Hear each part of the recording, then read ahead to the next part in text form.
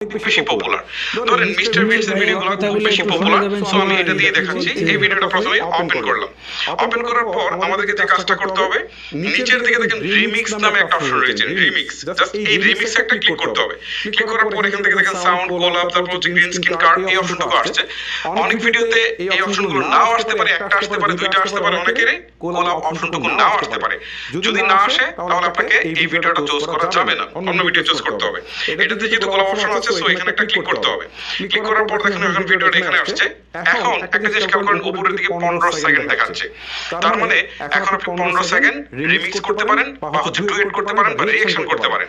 But এটার উপর যদি আরেকটা ক্লিক দেন তাহলে 60 সেকেন্ড হয়ে গেল। তার মানে আপনি এখন 1 মিনিট পর্যন্ত করতে পারবেন, ঠিক আছে? আর এখন এখান থেকে দেখেন 15 সেকেন্ড রয়েছে না, এটাকে টেনে আপনি 60 সেকেন্ড করে দিবেন। করে দেওয়ার পর আপনার এই যে ফুল লেন্থ ভিডিওটা, সেটা হয়তো 2 মিনিট, 4 মিনিট বা 10 মিনিট থাকলে